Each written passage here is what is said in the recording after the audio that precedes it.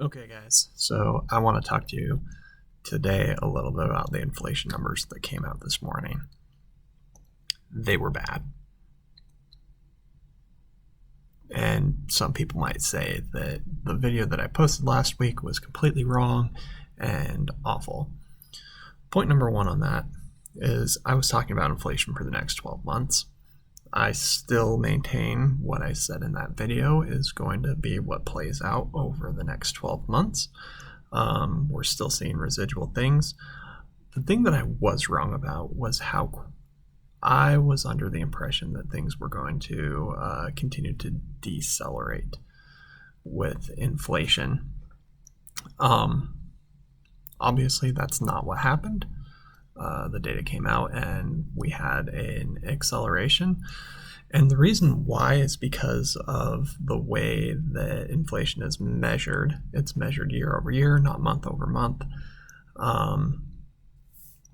So I took a look at the actual data today, and on a month over month basis, June of 2021 was the first time that we saw a substantial month over month increase in prices in 2021, which means that you had a very low baseline to work with. That's really when inflation started to tick up too. Year over year, at that point last year, we were sitting at like a 5% inflation rate. That was due to the very low comparables in 2020. I think that with the gas prices and things like that spiking in June, it contributed to the read out of over 9% today, 9.1%. And that's what sort of happened. And the thing is that you're going to hear lots of scare tactics to try to get you to move in and out of stocks and do this or that. Don't fall for it. Don't fall for it. Inflation is going to come down through the rest of the year. I virtually guarantee that. We're going to be pumping the brakes pretty hard. We already are. And it's going to continue.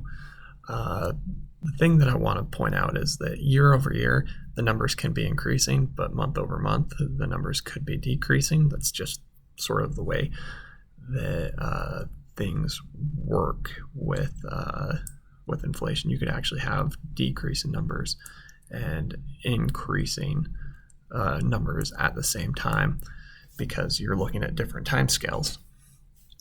So don't be fooled. I think this is kind of a head fake.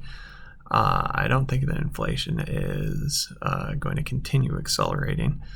I think that when the July numbers come out, you're going to see a pretty substantial decrease, probably in the 8.5% range. I'm not even joking. But we'll see. We'll see. The thing is that that is going to cause rates to go up. It's going to reduce. It's going to reduce the attractiveness of risky returns when you can get a better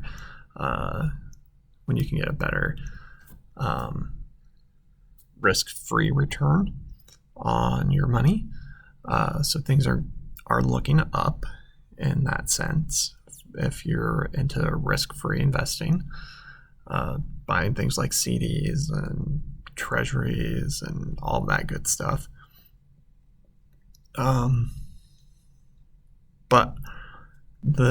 I think it's also good news if what you're looking for is to buy deals on good companies because valuations are going to come down.